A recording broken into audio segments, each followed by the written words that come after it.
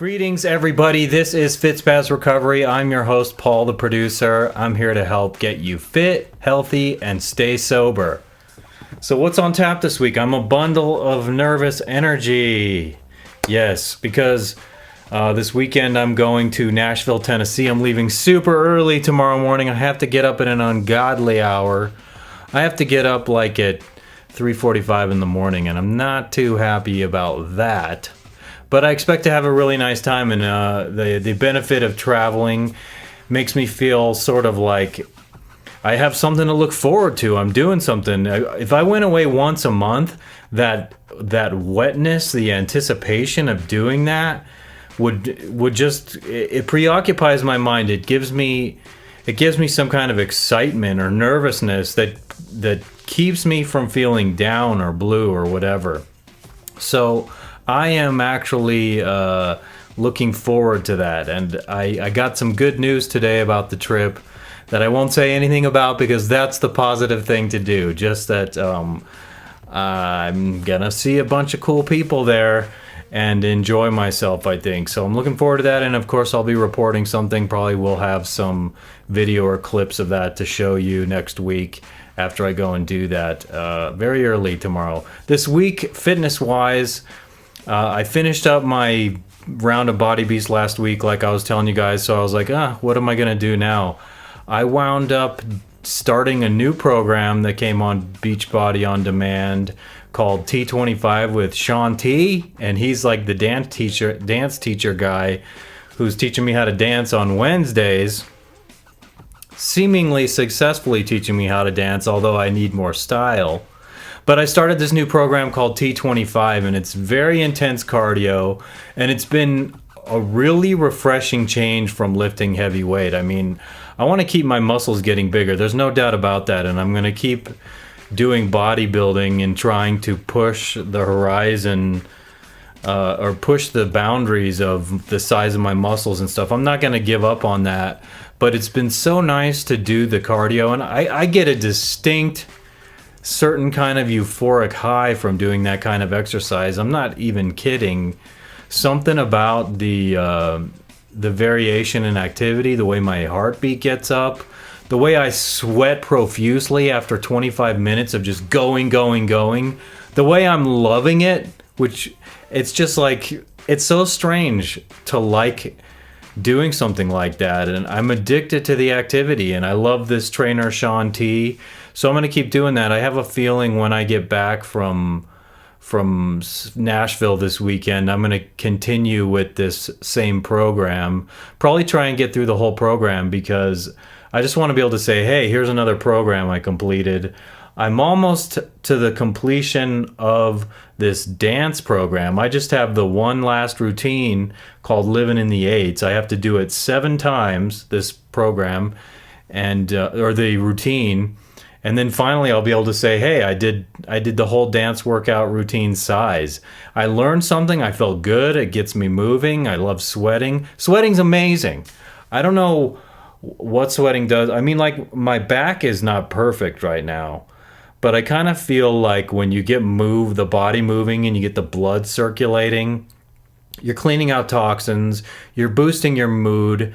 And I also think that getting that circulation going is what gets nutrients to and from the body. So you get the crap out and you get the nutrients to the muscles and joints and tendons you need to heal them. So I'm feeling like my back might be getting better just because I'm not focusing on lifting the heavy weight. It's a different kind of strain, and I'm just loving it. Like, I could go on and on about how cool I think it is. That's what I forgot.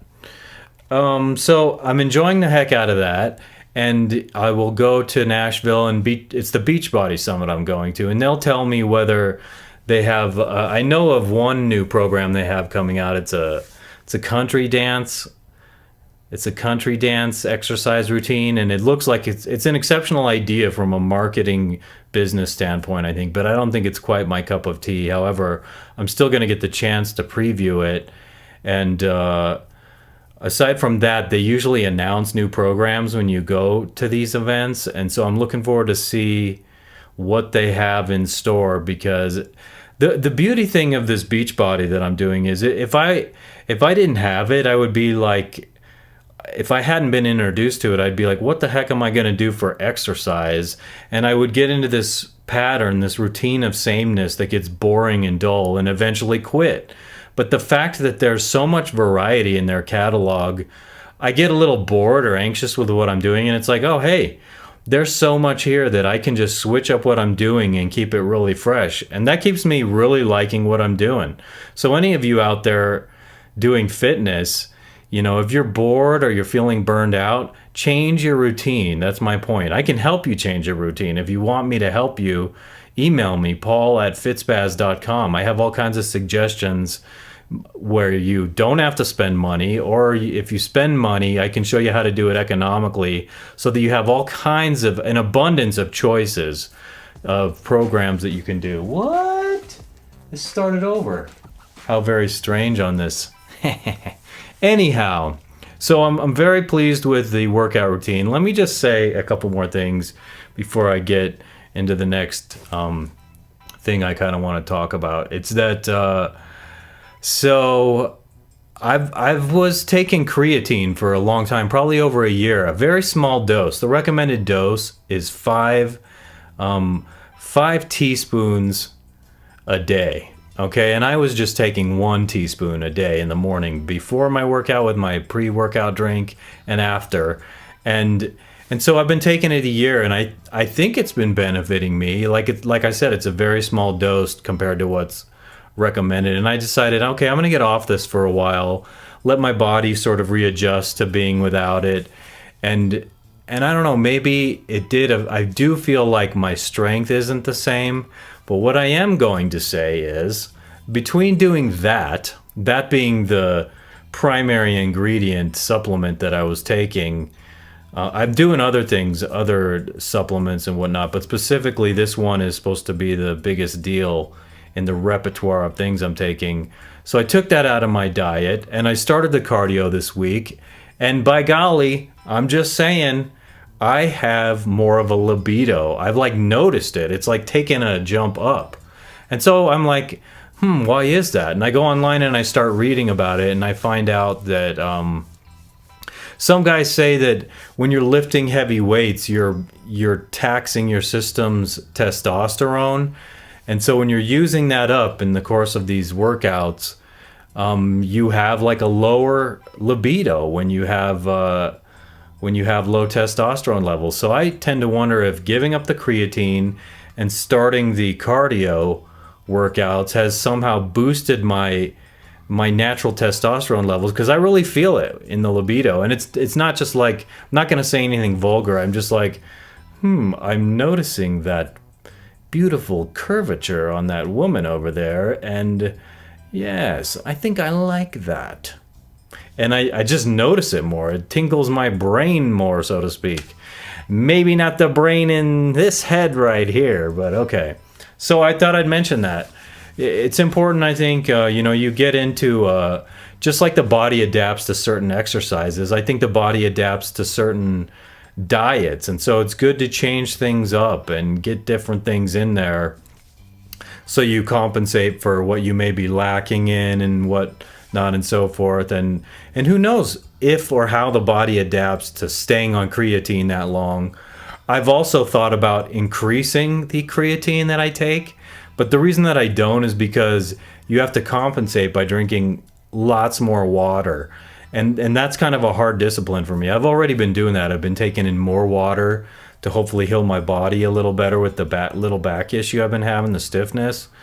And so I get nervous when I think of being dehydrated all the time, having kidney damage, or just whatever suffers in the body when you don't have enough water. It'll affect the mood. You'll feel more tired. God knows what else. Anyhow, pretty good week overall. I don't know if I mentioned this last week. I've been watching a TV show called Weeds. In fact, now that I mention it, I think I did. I've been getting through that, watching a few episodes a day and stuff. And by golly, when it was originally airing on TV, I remember about the end of the fifth season, I was like, meh, I just don't give a crap anymore. End of the fifth or sixth season, whatever it is, I don't know. And so I missed all these episodes that I didn't see because they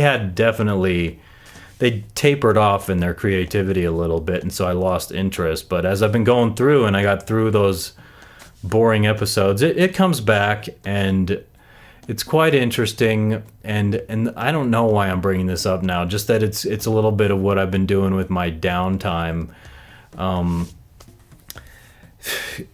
It's strange how you watch, if you've ever binged a TV show for a long time, it's like you get in a mindset like that's your reality, and or like you know these people, but you don't know these people. And so I feel empathy for them, and I know them, and I am like, oh, you need to ask me what I think because I can advise you.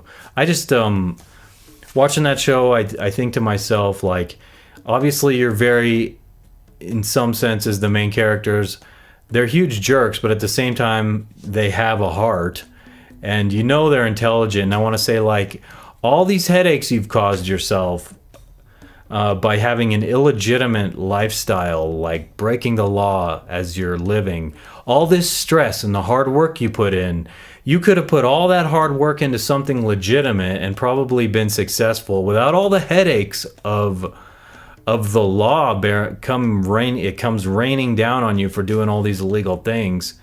And so it's like, that's what I want to tell them, like, oh, you made a calculative error here. And really what you should do is, you have all this money, it's time to legitimize. Like, you know, Michael Corleone in The Godfather, he's like, in 5 years, the Corleone family will be entirely legitimate. And they weren't.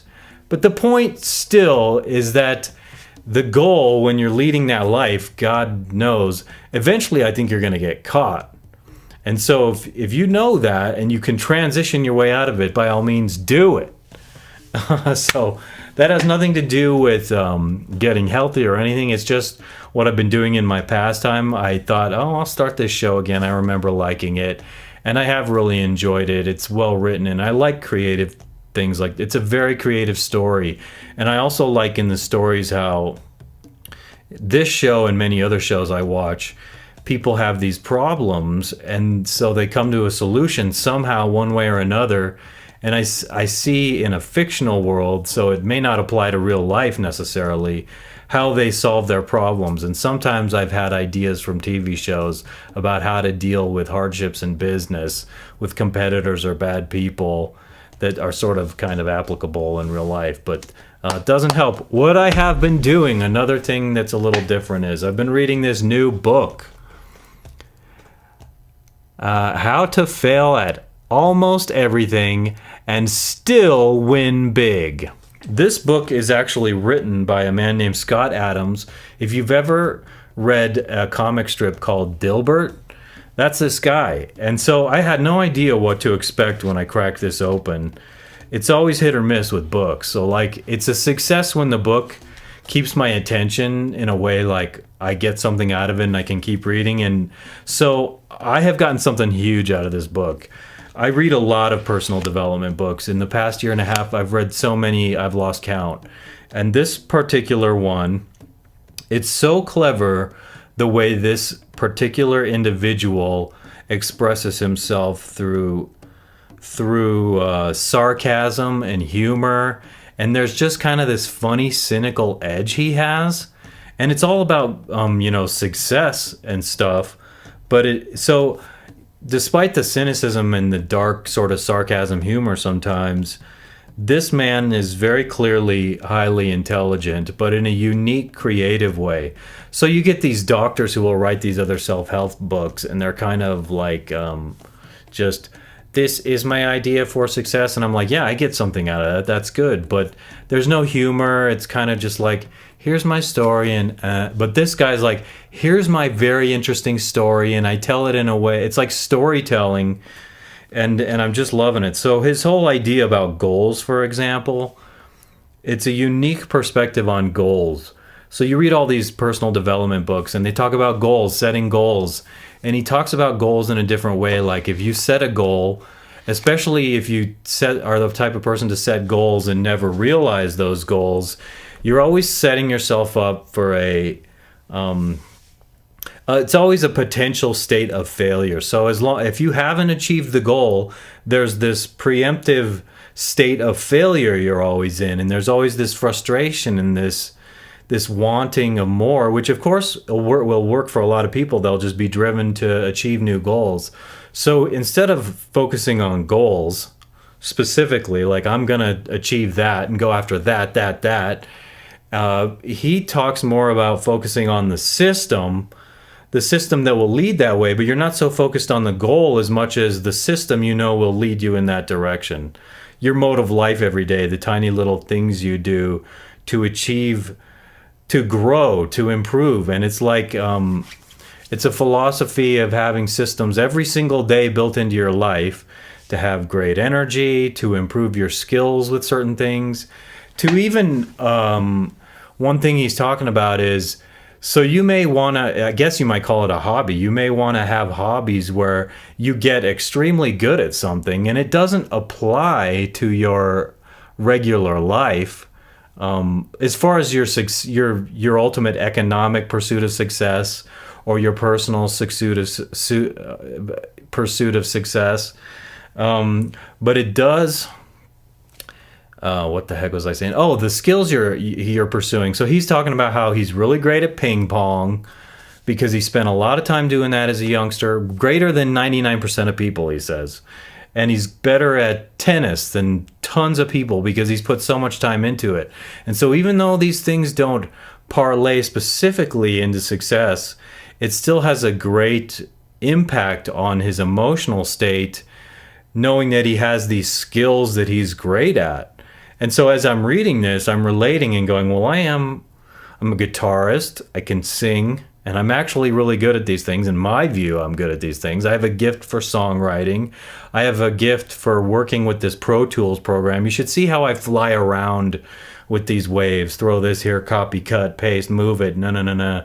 I have all these fast, efficient ways of doing things. And I'm even getting better at mixing, and it's improved a lot over the years. So I'm thinking about all these things.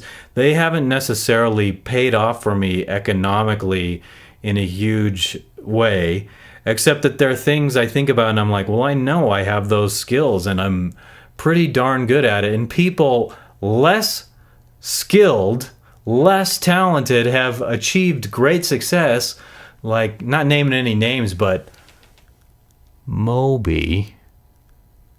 Moby's boring. Moby, yeah. Not a fan of Moby. So I look at Moby as hugely successful guy with much less talent than me. I realize completely how not modest that is, how totally arrogant that sounds. But if it drives me, whatever. I mean, like, I would be nice to the man if I met him. I've just always been bored to tears by his music. Moby's music is boring.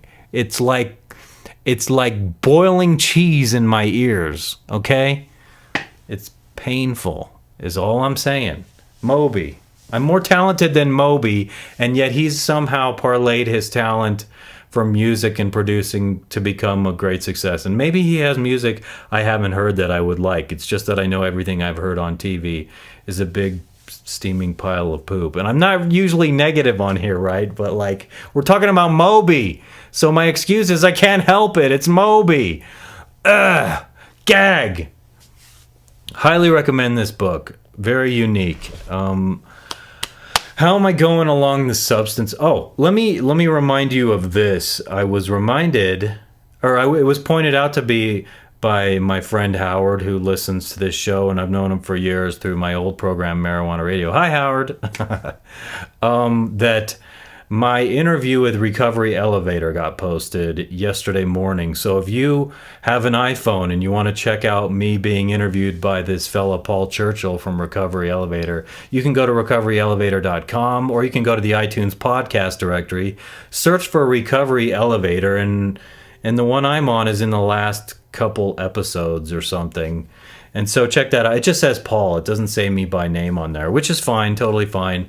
I enjoyed talking to him. It was a very good discussion, and it's interesting hearing myself on someone else's program, because there was a time when he asked me questions and my mind is all just like pew pew pew all over the place, and I kind of go off on my own thing, and I'm like, oops, I didn't answer your question. And I even had an answer to his question. If he asked me the question now, I could just spew my answer, but discussed a lot of good things about my history with substance abuse on there, and hopefully it'll be helpful to somebody out there, because you relate to different people differently. For whatever reason, people might click with what I'm saying, listen to that, and get something out of it.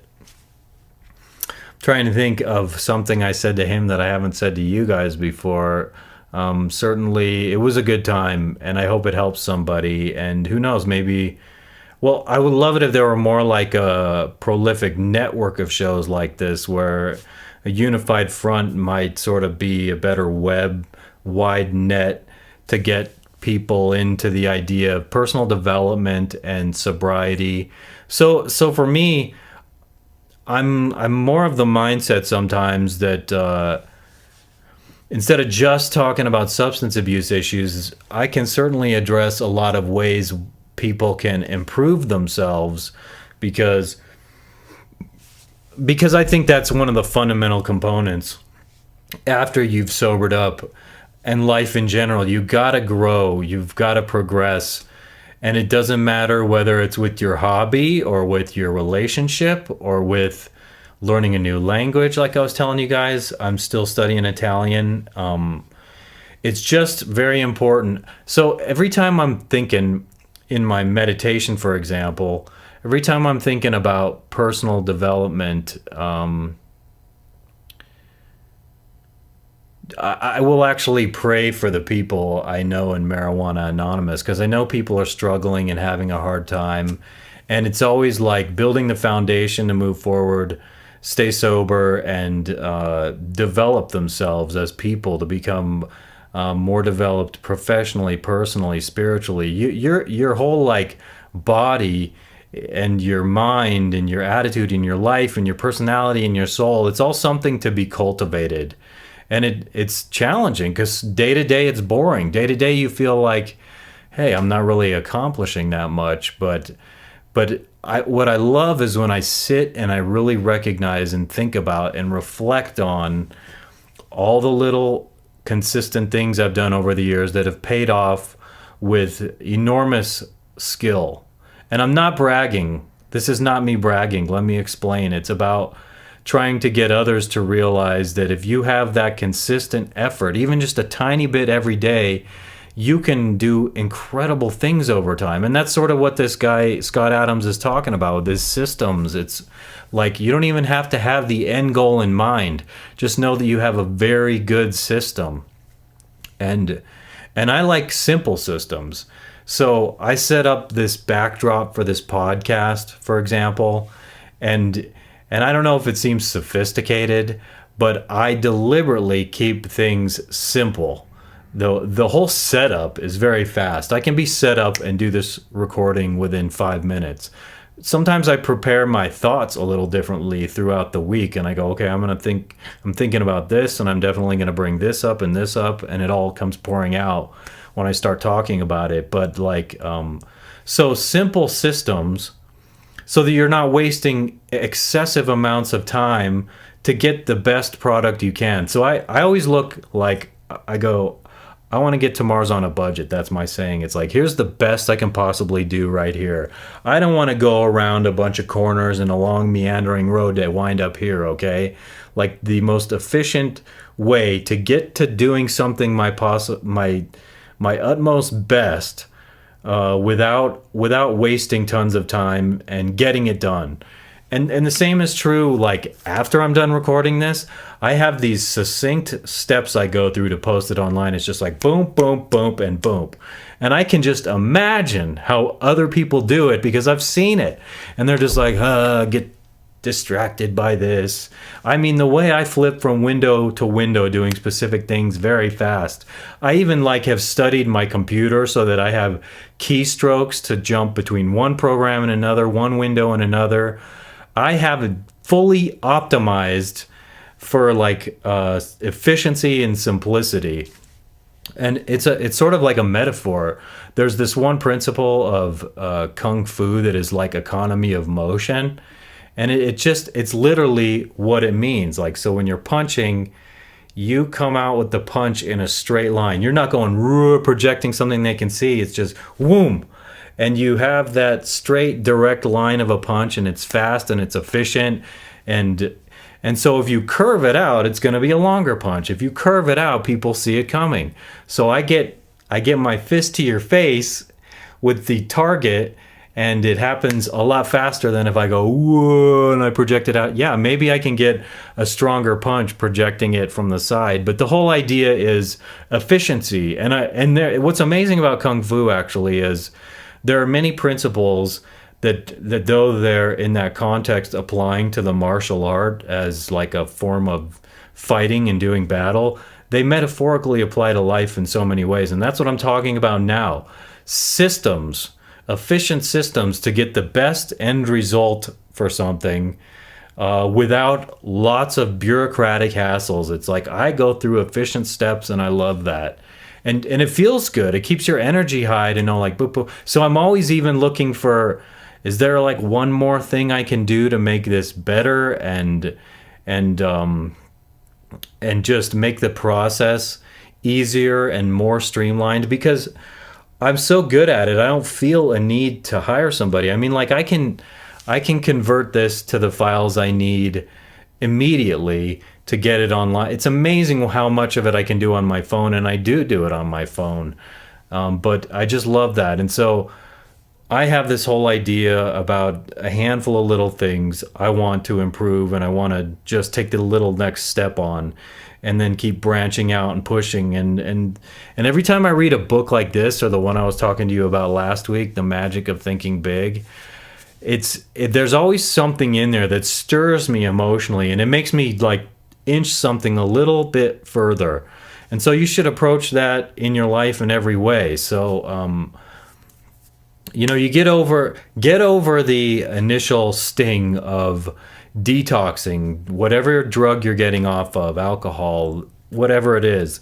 And when you do that, try and gain a thirst for improvement with fitness, improving your mood in every single way, sleeping, and reading all the time, staying engaged with things that are positive. When I'm reading this book, this is the honest to God truth. As a man who's dwelled so much in my adult life, or been emotionally downtrodden at certain times, especially when I was high and stoned and drunk, when I keep myself focused on something like this, my mind's on it. And my mind's engaged in something positive, and I'm so used to being in a positive state now, and also between the meditation and the prayer and all the forms of cultivation to try and make myself healthy and feel good, it's all working. It's like, what's up with that TV? It's like the good life is manifesting for me in certain ways. And so I'm actually excited about certain things, but it's not like I can go, okay, I'm here now, I can kick back in a couch and get high. You have to keep working at it, and I still have to believe I can push the boundary further. And if there's a plateau here, I can push the boundary further here. With every little thing, I don't have to stop with several different things I'm doing. And so that's the approach I would say. Try and get that fire burning for personal development, physical development, emotional development.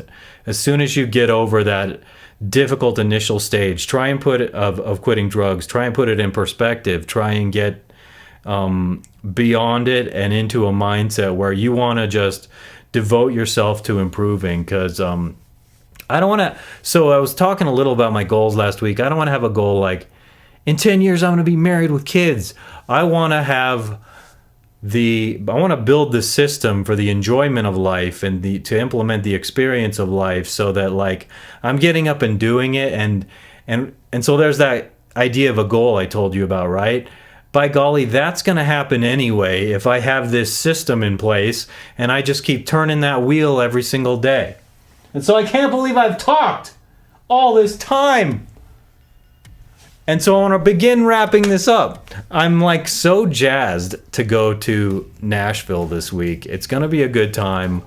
I will have new conversations with new people. I'll meet some people again who I've met in the past who I'm looking forward to see. And there's still this nervousness But I'm like, you know what? Just put that on the side. I know you're going to have a good time. I wish I could do it once a month, go away and do something meaningful like this once a month, because just the way it's stirring my mind, I swear I don't have the time to be bummed out about anything, because it's like I'm expecting good. As long as the plane doesn't crash, and as long as there's not a car accident or a terrorist incident, I think I'm going to have a super enjoyable time. So this is FitSpaz Recovery. I'm your host, Paul the producer. I want to thank Kevin MacLeod for providing all the great music that I use in the backdrop of this show. I also want to tell you, you can hear more and see more by going to FitSpaz.com. You can subscribe to the videos. You can subscribe to the podcast on iTunes. All accessible through FitSpaz.com. And yeah, let's get involved in fitness. I'm going to this fitness summit, and I am going to build a team someday soon, come hell or high water. That is really what I want. And so I'm going to get all emotionally stirred up to push on this. And so if you're wanting to do fitness, let me introduce this stuff to you. Let me show you how you can have a great variety of exercise programs to work with, or better yet, build a business helping others. That's a beauty part of it too, is there's this opportunity to help others. And even if it's only a few people every so often, it's really gratifying to help people out there. So I'm Paul the producer. Of course, this is once again FitSpaz Recovery. I'm gonna go have fun this weekend. I hope you have fun this weekend. Hopefully, if you're lucky, I'll be posting some videos. If you're not my friend on Facebook, like that page. I might be posting something up from my trip to Nashville. Yeah, take it easy, everybody. I gotta go. This is 32 minutes long. Peace.